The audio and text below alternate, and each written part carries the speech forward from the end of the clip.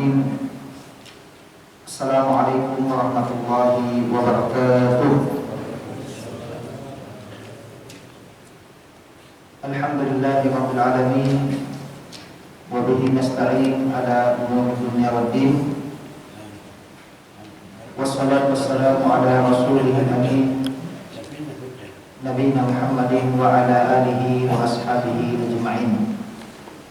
Allahumma la sahlata illa ma ja'altahu sahlan wa anta taj'alul hazanata sahlatan idza syi'ta. Rabbi shrah li sadri wa yassir li amri wahlul 'uqdatan min lisani yafqahu qawli. Amma ba'd, jamaah kaum muslimin yang dimuliakan oleh Allah Subhanahu wa taala. Alhamdulillah, pada malam hari ini kita kembali bersyukur kehadiran Allah Subhanahu wa taala atas karena limpahan rahmat dan karunia-Nya, sehingga pada malam hari ini kita masih dapat berkumpul di tempat yang mulia ini, di masjid ini, guna sama-sama melaksanakan salah satu kewajiban kita, yaitu sholat maghrib secara berjamaah. Dan insya Allah akan kita lanjutkan dengan ta'lim rutin kita yang membahas kitab Arba'in Nawawi dari kitab kita Belajar Islam melalui 40 hadis-hadis Nawawi. Kemudian sholat dan taslim tentunya tidak lupa kita junjungkan kepada baginda Rasulullah Sallallahu Alaihi Wasallam, yang mana beliau adalah nabi dan teladan kita semuanya. Baik jemaah yang dimuliakan oleh Allah SWT, pekan lalu kita telah membahas biografi singkat dari Imam Nawawi rahimahullah ta'ala, seorang imam yang agung, yang merupakan alim dan gunung dari gunung-gunung umat ini. Dan pada kesempatan yang berbahagia ini kita langsung masuk kepada hadis yang pertama dalam kitab Arba'in Nawawi, hadis yang berkaitan dengan niat. Nah, silakan dibacakan. Hadis yang pertama, urgensi niat.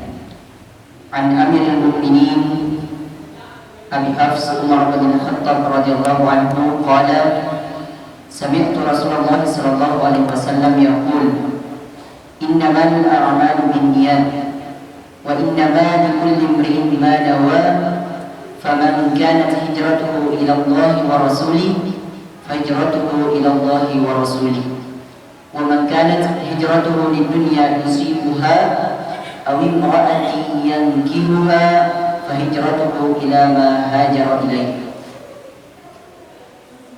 Rawahu Imam Muhaddithin Abu Abdullah Muhammad bin Ismail bin Ibrahim bin Mughirah Al-Mughirah bin Bardizbah Bukhari wa Abul Hasan wa Abul Husain Muslim bin Hajjaj bin Muslim Musyairi An-Naisaburi fi sahihayhima alladaini huma ashahul kutubil musannafah. Artinya, dari Amirul Mukminin Abu Hafs Umar bin Khattab radhiyallahu anhu, ia berkata bahwa ia mendengar Rasulullah SAW bersabda, sesungguhnya setiap amalan bergantung pada niatnya, dan sesungguhnya setiap manusia akan mendapatkan sesuai yang ia niatkan. Maka barang siapa yang hijrahnya kepada Allah dan Rasulnya, maka hijrahnya kepada Allah dan Rasulnya. Dan barang siapa yang hijrahnya kepada dunia yang ia inginkan atau wanita yang ia nikahi, maka hijrahnya kepada apa yang ia inginkan tersebut.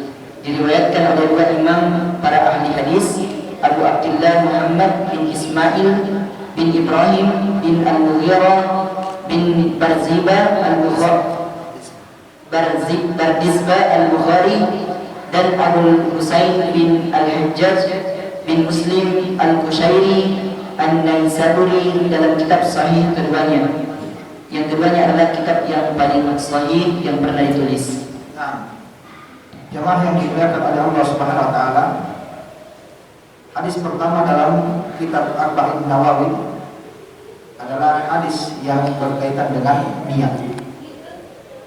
Dan ini menunjukkan pentingnya niat di dalam agama kita ini.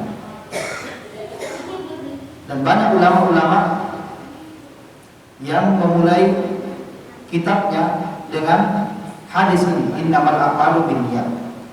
Sesungguhnya amalan itu bergantung pada niatnya. Wa innamal likulli imrin ma nawa. Dan sesungguhnya setiap orang itu akan mendapatkan sesuai dengan yang ia niatkan. Faman kanat hijratuhu ila Allah wa rasulihi fa hijratuhu ila Allah wa rasulihi. Siapa yang hijrahnya kepada Allah dan Rasulnya, maka hijrahnya kepada Allah dan Rasulnya. Wa man kanat hijratuhu lidunya yusibuha aw imra'atin yankihuha fa hijratuhu ila ma hajara ilaihi. Dan siapa yang hijrahnya kepada dunia yang ia inginkan atau wanita yang ia ingin nikahi, maka hijrahnya kepada apa yang dia niatkan. Jadi ini menunjukkan bahwa niat itu sangat agung sekali dalam agama kita, dan banyak ulama memulai bukunya dengan hadis niat. Di antaranya seperti Imam Nawawi dalam kitab Arba'in Nawawinya ini. Kemudian juga di antaranya Imam Abdul Ghani Al-Maqdisi dalam kitabnya Umdatul Ahkam. Beliau juga memulai dengan hadis tentang niat ini. Kemudian di antaranya juga Imam Al-Bukhari rahimahullah ta'ala dalam kitab sahihnya, kitab sahih yang terkenal yang kita selalu dengar, Sahih Bukhari, itu dimulai dengan hadis niat. Di dalam kitab Sahih Bukhari itu ada sekitar 7.000 hadis. Dan hadis paling pertama beliau Imam Bukhari letakkan ketika kita buka Sahih Bukhari, maka kita akan dapatkan hadis tentang niat ini, innamal a'malu binniyat. Kata para ulama, ini menunjukkan bahwa Imam Bukhari ingin agar supaya beliau mengikhlaskan niatnya ketika ingin menulis buku ini. Juga agar supaya para pembaca ini ketika belajar buku ini paling pertama adalah mengikhlaskan niatnya. Padahal kalau kita lihat jamaah sekalian, kitab Sahih Bukhari itu bab pertama itu bukan tentang niat, tapi bab pertama tentang apa? Kitabul Badil Wahyi, kitab tentang permulaan wahyu, tidak ada hubungannya dengan niat. Tapi beliau memasukkan hadis niat ini agar supaya pertama kali kita beramal, belajar itu harus kita ikhlaskan niat kita karena Allah Subhanahu wa ta'ala. Jadi niat ini sangat agung dalam agama kita. Kenapa jamaah sekalian? Karena kita ini diciptakan oleh Allah Subhanahu wa ta'ala untuk beribadah. Dan ibadah itu bukan sekedar dilakukan, tetapi bagaimana agar supaya ibadah kita itu diterima oleh Allah Subhanahu wa ta'ala. Jadi banyak orang beribadah atau beramal salih kebaikan, tapi tidak diterima oleh Allah Subhanahu wa ta'ala. Seperti misalnya orang-orang kafir itu melakukan amal kebaikan, mereka bersedekah, mereka membantu juga orang yang kesusahan dan kesulitan. Tetapi apakah amalan tersebut diterima oleh Allah SWT? Tidak diterima, karena tidak ada niatnya. Niatnya yang dimaksud sini niat ikhlas karena Allah Subhanahu wa ta'ala. Allah Subhanahu wa ta'ala berfirman, "Wa ma mana'ahum an tuqbala minhum nafaqatuhum illa annahum kafaru billahi wa bi rasulih." Tidak ada yang menghalangi nafkah mereka, sedekah mereka, infak mereka itu diterima kecuali karena mereka kafir kepada Allah dan Rasulnya. Artinya mereka berbuat itu bukan karena Allah dan Rasulnya, bukan karena niat ikhlas, maka tidak diterima di sisi Allah Subhanahu wa ta'ala. Juga kaum musyrikin yang menyekutukan Allah Subhanahu wa ta'ala itu juga tidak diterima amalan mereka di sisi Allah Subhanahu wa ta'ala, karena mereka menyekutukan Allah Subhanahu wa ta'ala. Tidak ada ikhlas di dalam hati mereka, di dalam niat mereka, maka tidak diterima oleh Allah Subhanahu wa taala. Jadi kita ini jamaah sekalian beramal bukan sekedar beramal, tetapi bagaimana agar supaya amalan kita itu diterima oleh Allah Subhanahu wa taala. Dan agar supaya amalan seorang hamba diterima oleh Allah Subhanahu wa taala, maka dua syaratnya.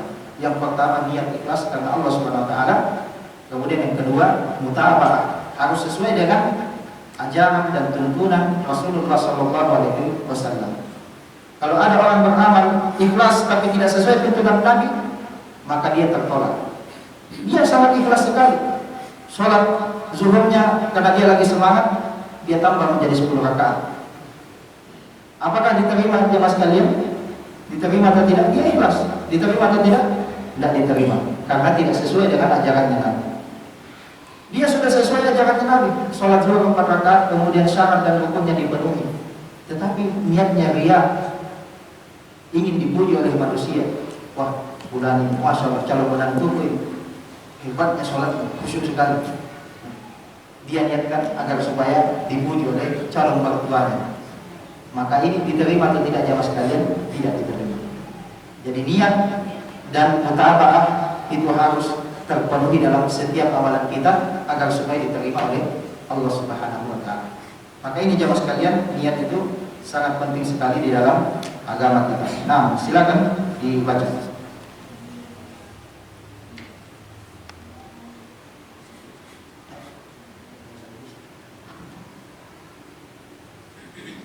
Penjelasan hadis.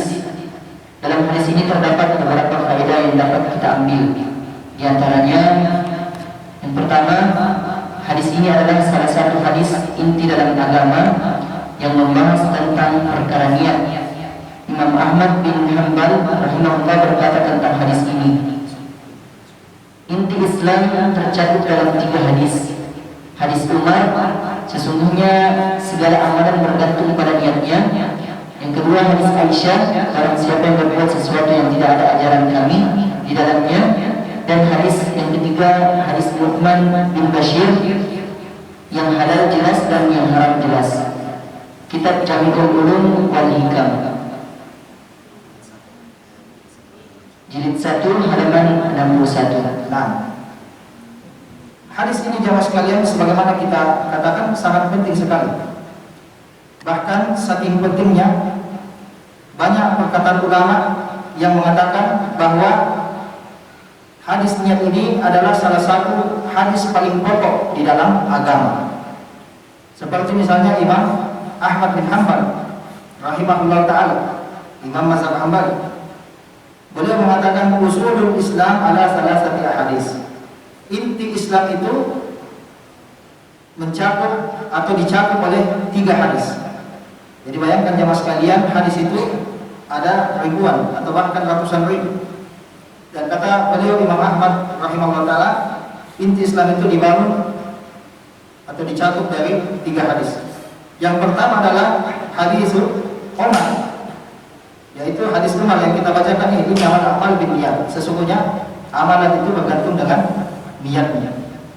Kemudian yang kedua kata beliau rahimahullah ta'ala, wa hadis Aisyah, hadis Aisyah yang berkaitan dengan apa? Man ahdatsa fi amrina hadza ma laysa minhu fahuwa. Siapa yang berbuat dalam agama kami ini tidak ada tuntunannya, maka dia tertolak. Tentang bid'ah. Kemudian yang ketiga kata Imam Ahmad bin Hanbal rahimahullah ta'ala, wa hadis An-Nu'man, hadis Nu'man bin Bashir radhiyallahu ta'ala anhu, di mana Rasulullah SAW bersabda, al-halalu bayyinun wal haramu bayyinun. Yang halal itu jelas dan yang haram itu jelas. Kenapa jemaah sekalian? Karena sekali lagi kita ini hidup untuk beribadah, dan ibadah kita ini yang paling penting adalah bagaimana supaya diterima. Dan sebagaimana kita katakan tadi, syarat diterima amalan itu 2, ikhlas dan mutaba'ah. Ikhlas ini timbangan kesahihan amalan dalam batin kita. Adapun mutaba'ah ini timbangan kesahihan amalan kita dalam lahiriah kita. Jadi bisa dihukumi amalan itu sah atau tidak melalui 2 hal, batinnya dan lahirnya. Kalau batinnya itu ukur dengan keikhlasannya, sampai sejauh mana keikhlasannya. Adapun lahirnya sampai sejauh mana gerakan amalan tersebut sesuai dengan tuntunan Nabi Shallallahu Alaihi Wasallam. Kalau misalnya ada orang pergi haji, tawaf itu berapa kali putaran jemaah sekalian? Berapa kali? 7. Kalau ada yang misalnya dia tawaf 14 kali, bisa tidak kita hukumi kalau itu tawafnya tidak sah? Bisa tidak? Bisa, karena tidak sesuai dengan ajaran Nabi Shallallahu Alaihi Wasallam. Nabi mengatakan, "Khudhu manasikakum anni." Ambillah tata cara beribadah haji kalian dariku. Nabi SAW berapa kali mengajarkan tawaf? 7 kali. Jadi kalau kita lihat 14 kali kamu tawaf, kita bisa hukum tidak sah, karena tidak sesuai dengan anjuran dan ajaran Nabi Shallallahu Alaihi Wasallam. Kalau misalnya ada orang sholat, kemudian dalam sholatnya kita lihat, wah dia rukuk 2 kali atau 3 kali, dalam satu rakaat dia rukuk 2 kali atau 3 kali, bisa tidak kita hukumi sholatnya sah atau tidak? Bisa, karena kita lihat ini tidak sesuai dengan tuntunan Nabi Shallallahu Alaihi Wasallam. Nabi mengatakan, "Shallu kama ra'aitumuni usolli." Sholatlah sebagaimana kalian melihat saya sholat. Jadi timbangan itu bisa kita hukum ini sah, ini tidak sah. Juga dengan amalan. Kalau amalan ini dari batin ini lebih sedikit sulit, karena kita tidak bisa tahu niat orang. Tetapi dikembalikan kepada pribadi masing-masing. Kalau mau diterima amalan kita, maka niatkan ikhlas karena Allah Subhanahu Wa Taala. Tapi kalau tidak ikhlas, maka tidak diterima oleh Allah Subhanahu Wa Taala. Maka kata Imam Ahmad, inti Islam hadis innamal a'mal binniyat, yang berkaitan dengan niat. Kemudian hadis man ahdatsa fi amrina hadza, kaitan dengan bid'ah. Kemudian yang ketiga kata beliau, al halal bayyinun wal haram bayyin. Yang halal jelas dan yang haram itu jelas. Ini hadis Nu'man. Kenapa jemaah sekalian? Karena kita hidup di dunia ini, semua yang kita lakukan itu ada hukumnya. Setiap gerakan yang kita lakukan itu ada hukumnya. Baik itu dia wajib, dia sunnah, kemudian dia itu mubah, halal, mubah, atau dia itu makruh atau dia haram. Silakan jemaah sekalian, apapun yang kita lakukan bisa dihukumi. Duduknya beliau ini kira-kira apa hukumnya ini? Kalau pada asalnya, kalau beliau tidak niatkan sebagai ibadah, ini mubah, duduk di masjid itu mubah. Mubah itu tidak dapat pahala, tidak dapat dosa. Tapi karena beliau ini masya Allah niatkan lillahi ta'ala, ini calon menantu kita. Kalau saya anakku masih kecil ya, mungkin anaknya Bapak Ibu. Apa namanya? Karena beliau masya Allah niatkan lillahi ta'ala, maka insya Allah itu menjadi sunnah dia. Dia menuntut ilmu, kemudian belajar agama, niatkan lillahi ta'ala, menjadi sunnah. Kemudian mungkin ada orang datang duduk-duduk sini karena di luar panas sekali, akhirnya masuk ke dalam dulu. Kira-kira apa hukumnya? Mubah saja, duduk biasa. Tapi masya Allah di sampingnya ada orang duduk juga, tapi dia niatkan iktikaf, ibadah, maka dia menilai ibadah. Kemudian kita pergi mati ke rumah kita, bisa menjadi mubah, untuk dingin-dingin. Tapi kalau misalnya beliau duduk ini di malam hari, tentu harus mandi wajib.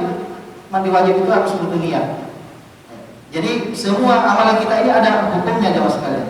Ada orang pergi mencuri mangga, itu pasti ada hukumnya. Jatuh mangganya ini. Kemudian dia ambil atau sengaja dia ambil. Pasti bisa dihukumi. Entah dia haram, dia makruh, dia mubah, dia wajib atau mandub. Jadi semua amalan gerakan kita ini itu ada hukumnya jemaah sekalian. Maka ini jemaah sekalian, al halal bayyinun wal haram bayyin. Dan Nabi SAW mengatakan halal itu jelas dan yang haram itu jelas. Tapi memang ada yang namanya syubhat.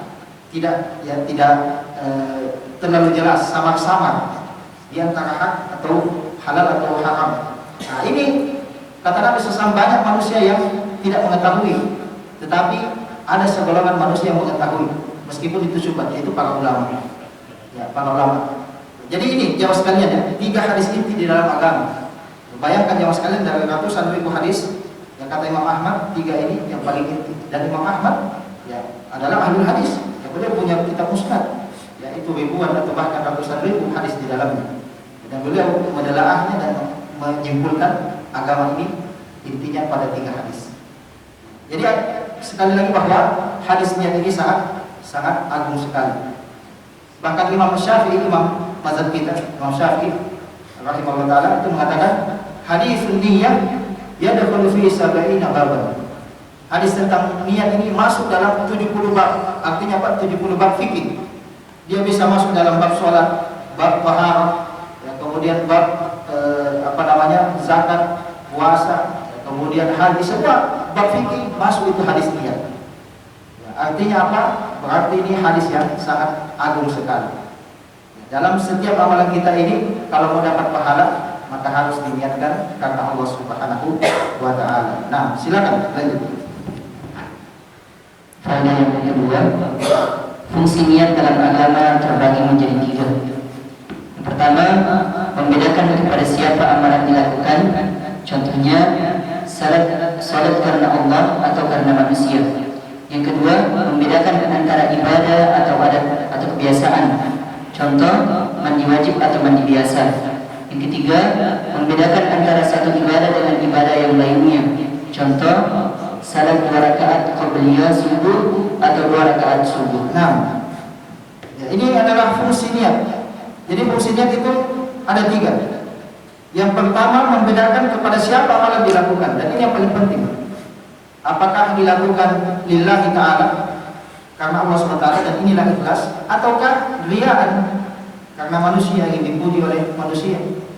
Dan riya itu sangat bahaya sekali jemaah sekalian. Allah Subhanahu wa taala berkata di dalam hadis qudsi, ana aghna syuraka anis syirk. Saya adalah sekutu yang paling tidak membutuhkan sekutu. Man amila amalan asyraka fihi ma'i ghairi taraktuhu amaluhu. Siapa yang melakukan sebuah amalan dia menyekutukan aku dalam niatnya dengan selain itu, aku tinggalkan dia dan amalannya. Artinya tidak diterima jemaah sekalian.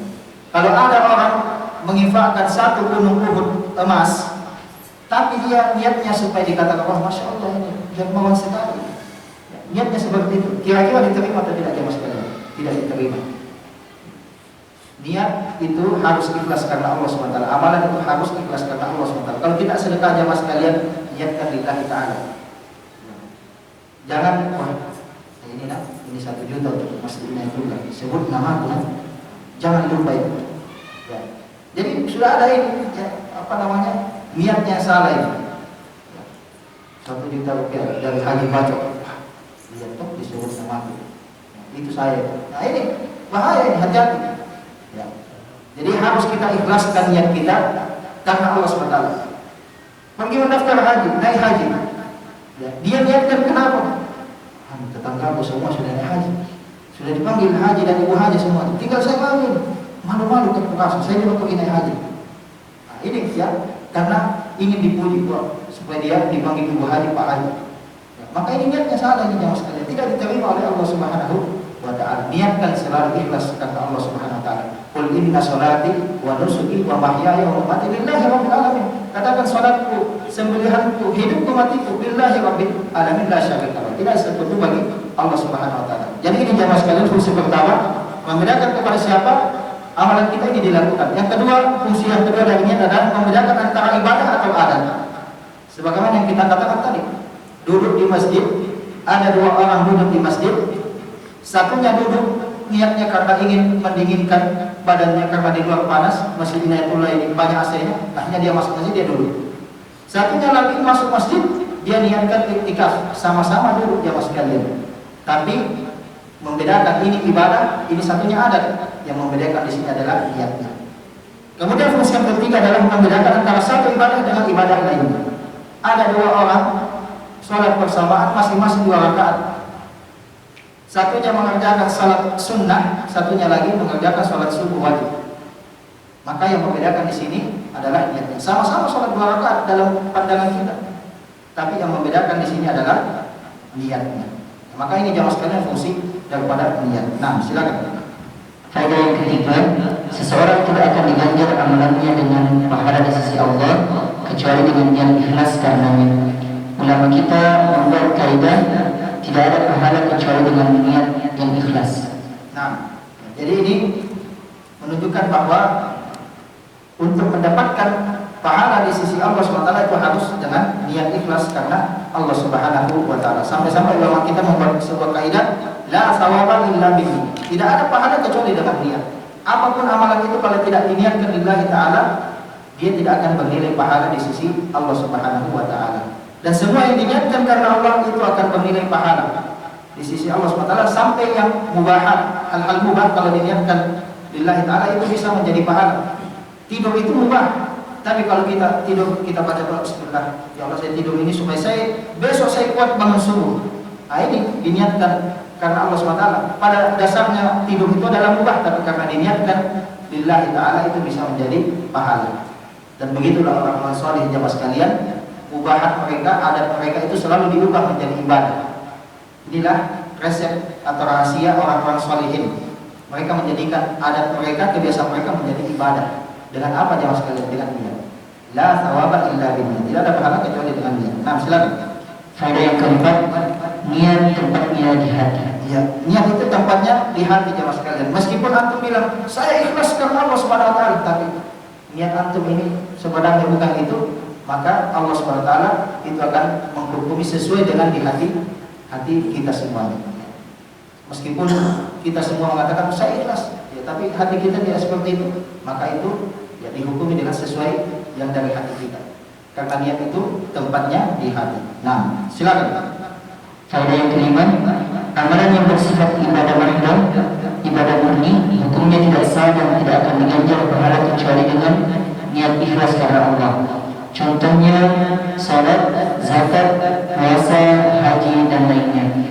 Allah Subhanahu wa taala berfirman dalam surah Al-Baqarah ayat 5, A'udzu billahi minasyaitonir rajim. Wa ma umiru illa liya'budullaha mukhlishina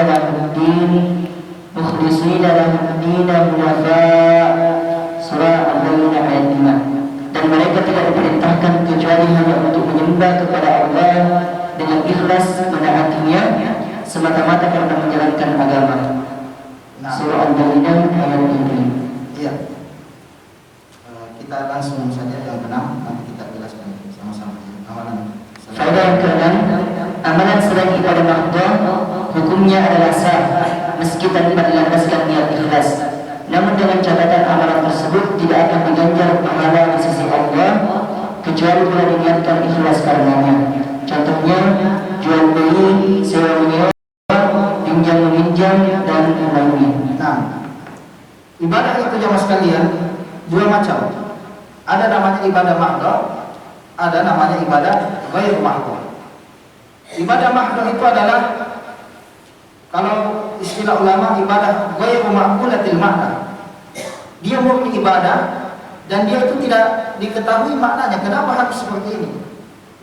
Seperti misalnya sholat. Sholat itu ibadah mahdoh. Kenapa kita rukuk itu 1 kali, kemudian sujud itu 2 kali, ya, kemudian 4 rakaat? Kenapa tidak 5 rakaat misalnya? Itu artinya dia ibadah mahdoh. Dia dari sananya memang seperti itu. Dan dia tidak diketahui maknanya, tidak bisa dinalar oleh akal kita. Ini ibadah mahdoh. Jadi ada ibadah mahdoh, seperti misalnya sholat, tawaf juga, itu ibadah mahdoh, murni ibadah. Ada namanya ibadah ghair mahdoh. Dia ibadah tapi bisa dinalar, bisa diketahui hikmahnya. Misalnya berbakti kepada kedua orang tua, ini ibadah, tapi dia itu bisa dinalar, logikanya ada. Oh, kenapa kita harus berbakti kepada kedua orang tua? Karena orang tua kita yang melahirkan kita. Kemudian sedekah. Sedekah itu ibadah ghair mahdoh. Kenapa? Ya karena kita membantu orang. Ya, bisa dinalar. Kecuali zakat. Ya, zakat itu memang sedekah, tapi dia ada sisi ibadah mahdohnya. Kenapa? Karena ada namanya nisabnya, ada haulnya dan seterusnya. Ya, ini ibadah mahdoh. Tapi sedekah tatawu, ya, yang kita lakukan sekedar sedekah membantu orang, ini ibadah ghair mahdoh. Jadi ibadah itu ada dua, ibadah mahdoh dan ibadah ghair mahdoh. Ibadah mahdoh itu jamaah sekalian, agar supaya dia sah dan mendapatkan pahala. Ingat, sah dan mendapatkan pahala itu harus niat ikhlas karena Allah Subhanahu wa taala. Agar supaya sah dan mendapatkan pahala itu harus niat ikhlas karena Allah Subhanahu wa taala. Salat kita itu agar supaya sah itu harus niat betul-betul niat ikhlas. Kemudian supaya diterima sholat kita itu juga harus ikhlas karena Allah Subhanahu wa taala. Tidak sah dan tidak diterima kalau tidak ikhlas. Ini ibadah mahdoh. Kalau ibadah ghair mahdoh itu tidak diperlukan niat ikhlas untuk sekedar sahnya saja. Tapi untuk mendapatkan pahala itu harus dengan niat ikhlas karena Allah Subhanahu wa taala. Misalnya, menikah itu ibadah ghair mahdoh. Kalau ada orang menikah jamaah sekalian sekedar menikah karena ya dia punya hawa nafsu, manusia lain juga menikah. Dia sekedar mengikuti adat dan tradisi. Kalau dia rukun dan syarat-syarat nikah itu sudah sesuai, maka kita katakan nikahmu sah. Nikahmu itu sah. Dan kalau namanya itu sah berarti itu istrimu, resmi jadi istrimu. Kau bisa jima dengan, dan jima itu bukan zina karena sah pernikahanmu. Tapi apakah nikahmu itu bernilai ibadah atau tidak? Kalau kamu tidak ikhlas itu tidak bernilai ibadah. Tetapi kalau kamu menikah itu ikhlas karena Allah SWT, maka nikah itu pertama biasa, ya, karena nikah itu tidak butuh niat ikhlas. Biasa, kemudian karena kamu ikhlas itu juga menjadi ibadah di sisi Allah Subhanahu wa taala. Jadi ini jamaah sekalian ya. Jual beli pun demikian. Ya, jual beli itu ibadah ghair mahdoh. Ya, kalau kita jual beli tanpa niat ikhlas itu sah.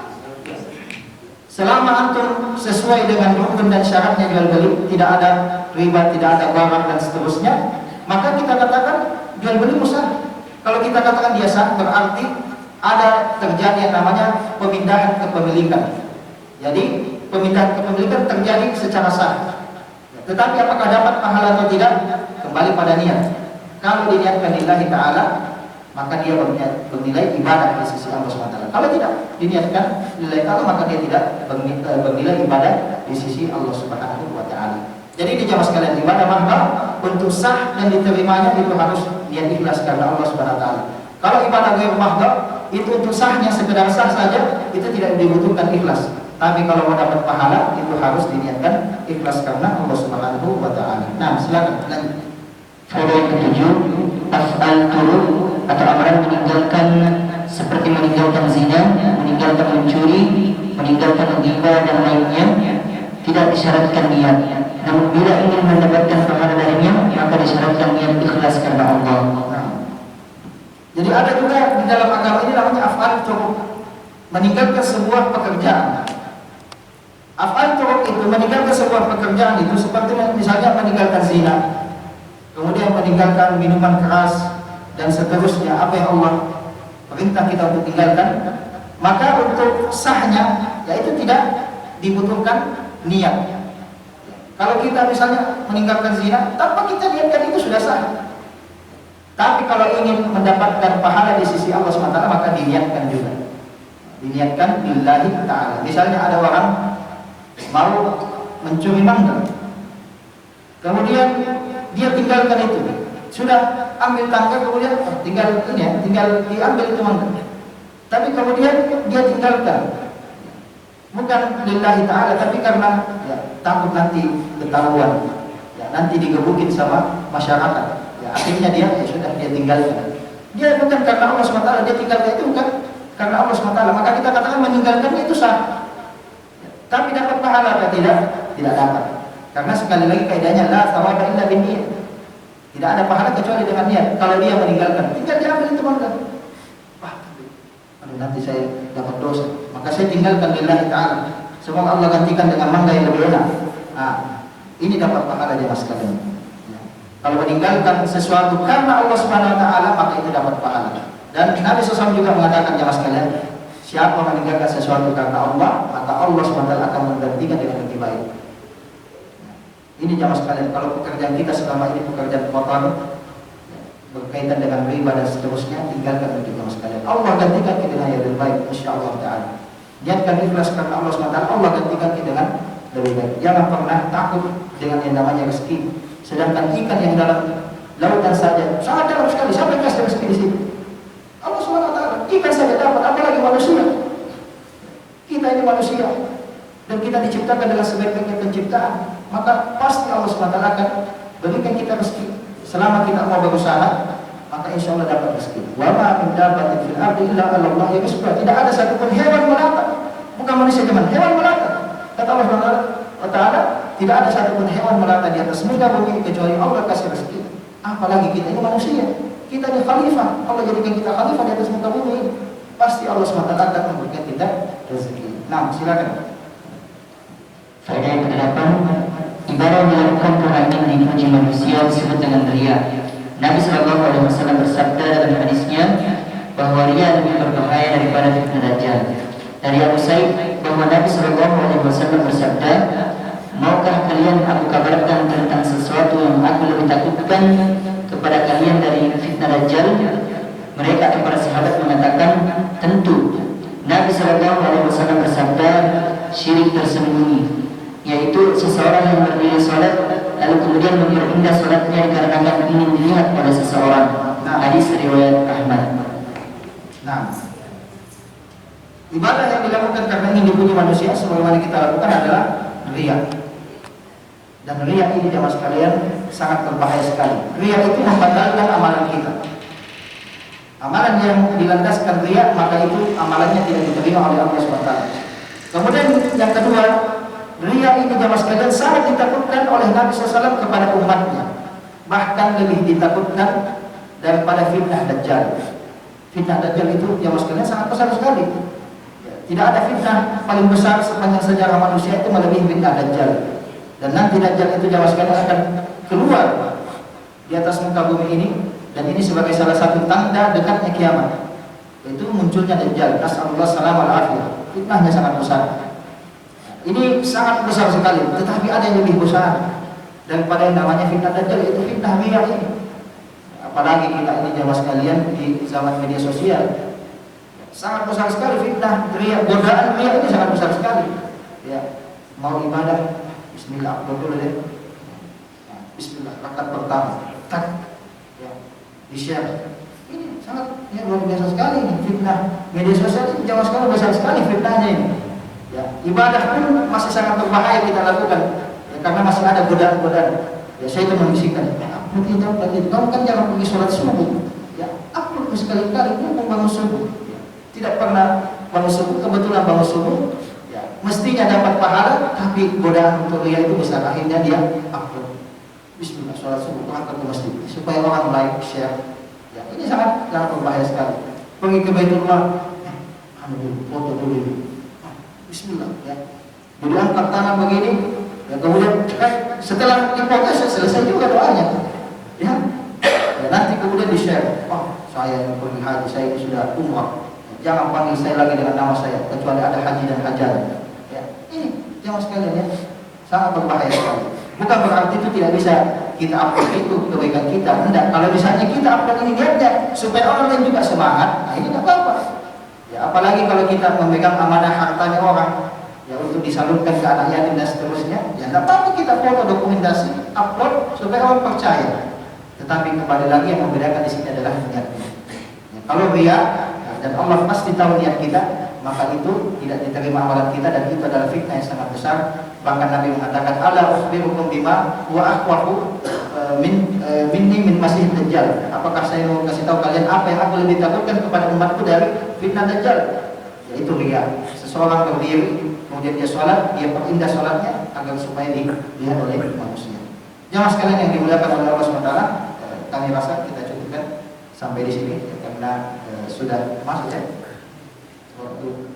Demikianlah, mudah-mudahan bermanfaat. Adzanallahu wa iyyakum.